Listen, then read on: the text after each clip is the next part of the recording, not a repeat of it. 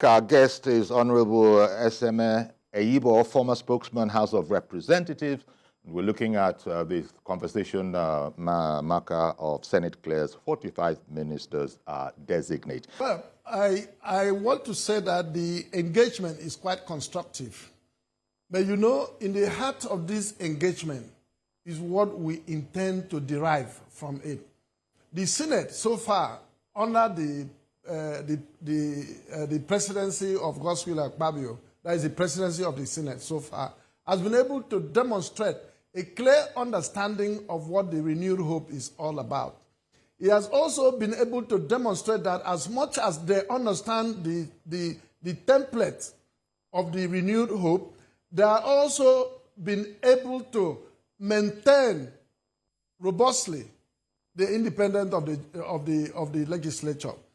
And notwithstanding that, if you look at the gamut of the activities around it, for example, when the president made a request, you know, seeking to deploy soldiers or military actions in Niger Republic, the way Senate constructively engaged that request and came out modestly to maintain its independence and also to able to contribute into enhancing diplomatic, in fact, expand the jurisprudence of our democracy by saying that let's go engaging diplomacy. It's also an indication that it is not a Senate we should take for granted.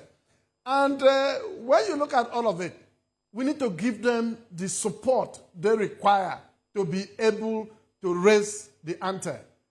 And the Senate decides to sit back, shut down on his holiday, and decide to sit on a Friday, and start on a Saturday, start on a Monday. That means from Monday to Monday. I wouldn't say it's a sacrifice because some people will say it's what they have been paid for. Well, what they have done clearly has come up with what the president said, that we went around dancing. We went around canvassing for votes. We went around begging Nigerians that we want this job. We must do it. That is what the Senate, under Godswill Akpabio's presidency, has been able to demonstrate. That we went around looking for support. Now that the sovereignty of the people has been transferred to us, now that the people have invested the trust on us, we owe the people the responsibility of being alive to its responsibility. And we must also appreciate at every time and understand that it is the National Assembly, the Senate and the House of Representatives, that is presently the thread that is holding this country together. Because 360 members, which representation is on the basis of population, 109 senators, which representation is on the basis of states. If you put all of them together, they are the thread that is binding this country together. So we should not allow this thread, we should not allow this bunch, we should not allow this union to be loosened so that we will be able to enjoy the integrity of democracy. The integrity of democracy will be found in the outcome of the impact of governance practice on the people. Nigeria presently is in a hurry. We are in a hurry. We have lost a lot of hours, lost a lot of time, and lost so much. And now that people who understand the imperative and, of course, the reasons of democracy are now on the throne, we should be able, as a people, to encourage them by giving them the benefit of the doubt to be able to drive democracy, drive governance. But for the Senate... All right. I beg your pardon. Sorry, because there's somebody who's been waiting on the phone. Let me let him in. You might be able to comment on what he's saying as well. Mr. Babatunde in Abuja. Good morning to you, sir. Morning. Please go ahead, Mr. Babatunde. Good morning, Uncle Yori. Good morning, sir. Well, I want to appreciate the National Assembly for their role because very well, people did not recognize that National Assembly is an institution. An institution indeed that you need to respect.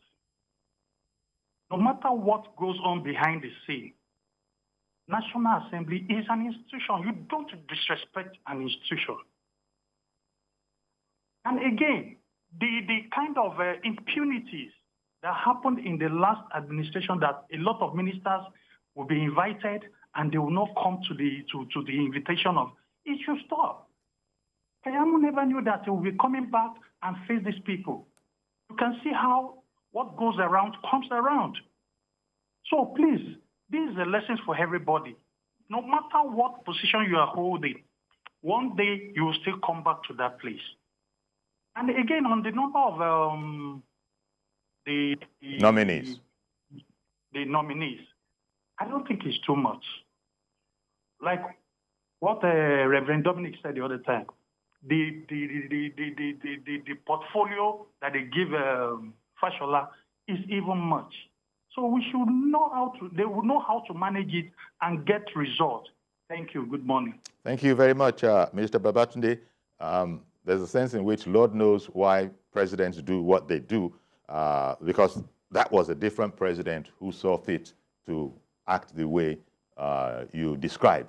One distinguished gentleman was saddled with 3 ministerial portfolios, but then it is actually Honorable Eyiboh has commented on this already. He's made the point about it, but go ahead, Honorable, if you still think that it bears further comment.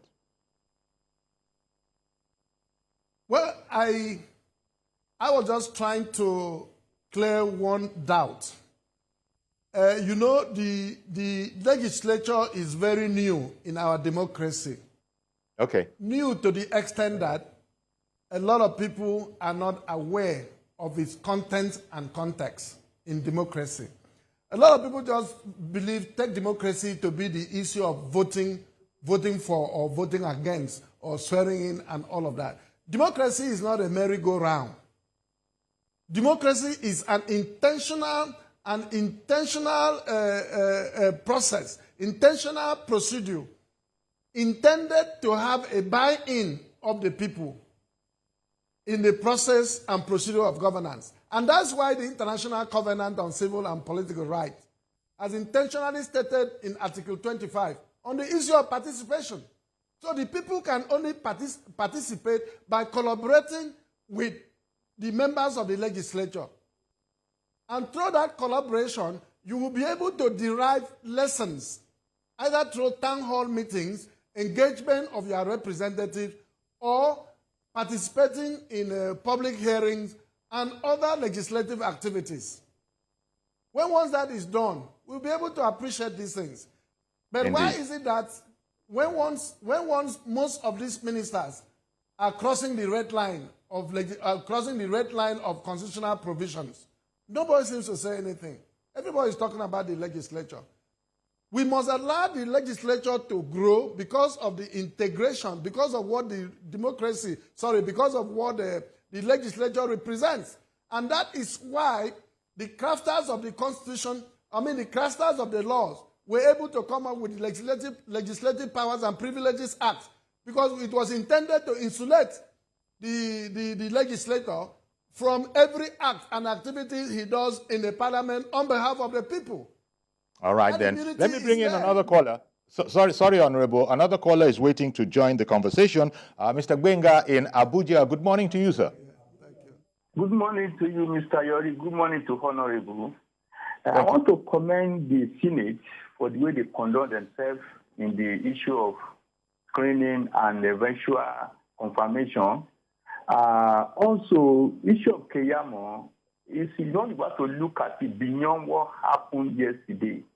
This sitting started in the 2020 when government said they want to a kind of palliative to other people jobless in the society, in the community, maybe 1,000 per local government, and they will give them 20,000 naira every month. And beyond that, Keyamo said, look, this thing should be thrown open. Let the children and let the poor, the people concerned really get it. When they got to the Senate, they are saying, no, they should be given some quota. In the end, they gave them the quota. They see they want to ask for more. That's where the problem started.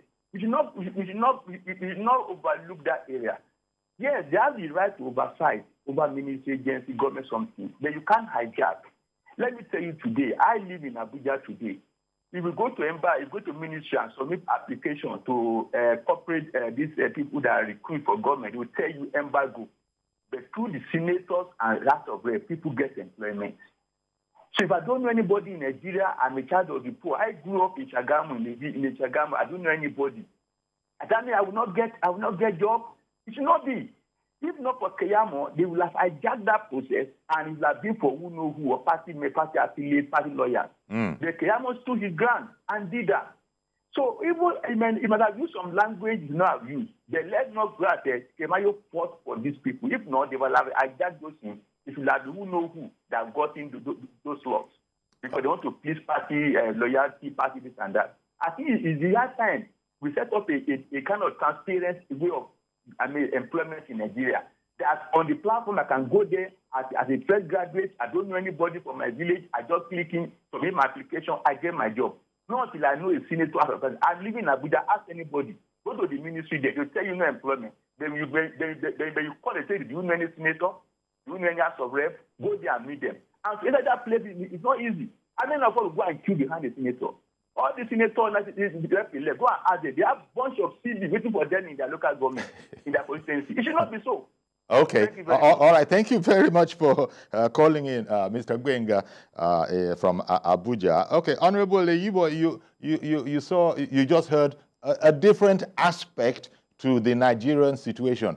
Gwenga is talking about that ideal day, which our people, our Nigerian people, enjoy abroad.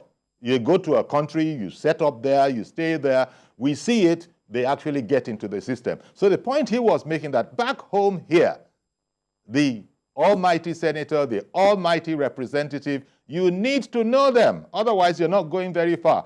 Give me your comments on the veracity or otherwise of that premise. Well, one thing I must also bring to the attention of the last caller is that, you have cultural, political, social, and of course, ethnic orientations. There are various orientations, and these orientations are premised largely within the province of the respective constituencies. It would be wrong to now come up with a blanket cover that, look, these almighty senators are not almighty, and they have never pretended to be almighty. Neither are the members of the House of Representatives. I have studied the legislature as a member, as an outsider, to the extent that the problem between the legislature and the Nigerian people is just the misunderstanding of how it works, how that institution works. And our people are used to executive and judiciary, because during the military, we had executive and the judiciary, and the ministers and commissioners were dishing out jobs. The military were giving orders left, right, with immediate effect. We had our psyche, loaded and soaked with that mentality. Then suddenly, an institution emerged in the name of democracy called the legislature, intended to check these things. They look at oversight responsibility as an auditor's relationship in a bank. When once the auditor the bank manager sees the auditor coming, he thinks that he wants to come and take bread from his mouth. So people must understand it. And the only mistake I know the Nigerian legislature is making, and I just pray sooner or later this mistake will be corrected, is the fact that as much as they are performing their responsibility, they are not informing adequately. They are not informing the public adequately. Okay. So there could be better communication. Yes, the communication should be enhanced. There should be various strategies, reputation management strategies, where the legislature should be able to deploy, so that as much as they are performing in their responsibilities of oversight, legislation, and appropriation, that performance should be matched with information. Okay, I beg your pardon, Honorable. Sorry again to yet do this thing that I'm doing. I'm so sorry, but our program is interactive in that way. Again, Ibrahim in Kaduna has been waiting for quite a while. Good morning to you, Mr. Ibrahim. Good morning, sir. Good morning to your guests as well. This is Ibrahim from Kaduna. All right. We don't know why this issue of the number of ministers has become a matter of controversy. To me, that is not an issue now. What we need now is deliverance. That is by the way. And the way and manner that the Senate really conducts themselves today, yes, it's quite understood. But they have made themselves what it was, what it is yesterday, that was what happened. Because in that last event within them and Mr. Keyamo, they wanted to hijack this matter. Why is it so? Anything you...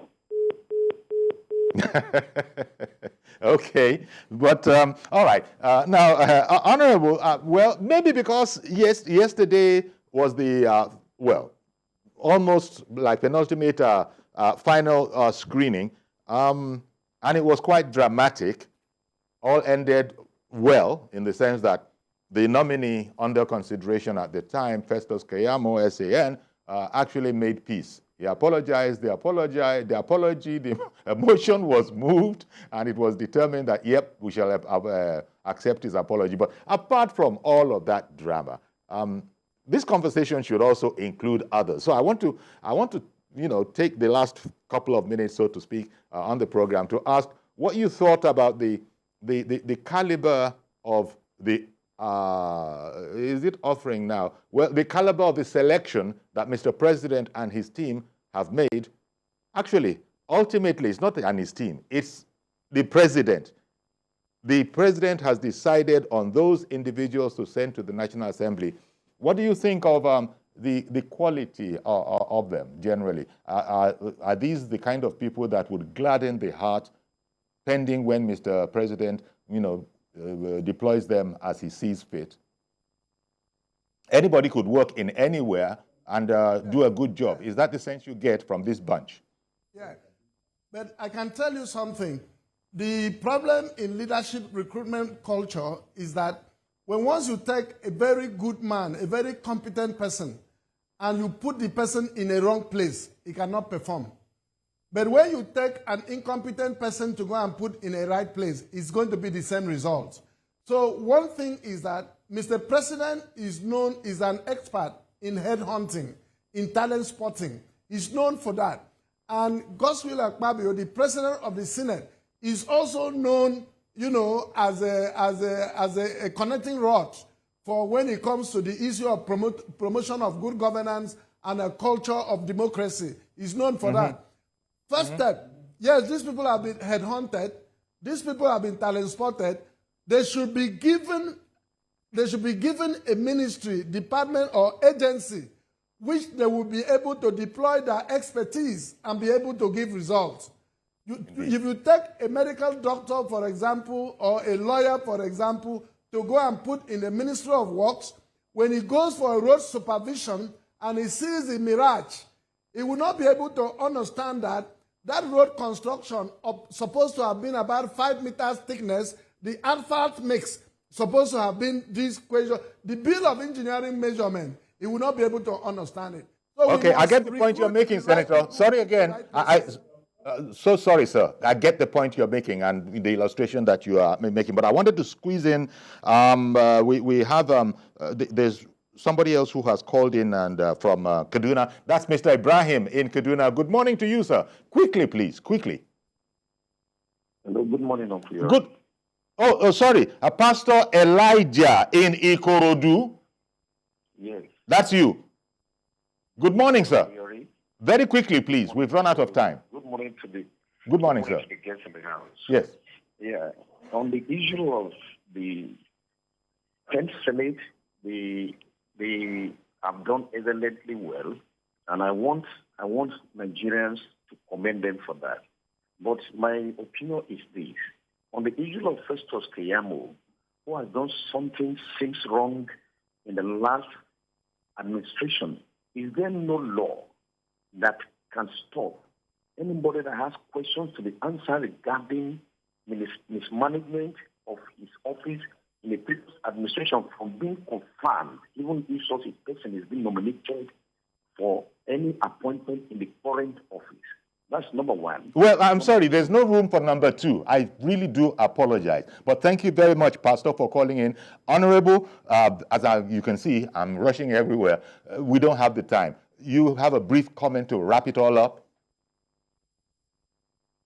Well, all what I'm saying clearly here is that the performances of the ministers is going to be largely on their expertise and understanding of the direction of government and also the supervision of the activities by the appointers.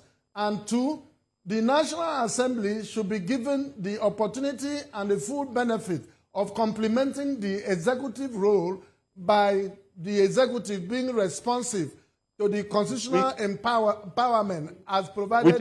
We take that advice, and there's no room for any more. I really do apologize, honorable gentleman. There's no room for any more. But I want to thank you very much, sir, for having made time for us, and indeed for the vibrant way you've responded to the issues. Thank you very much. That was Honorable Eseme Eyiboh, former spokesman in the House of Representatives. And that's our program today. Do please join us tomorrow for a fresh edition. I am Yori Folarin. Bye-bye for now.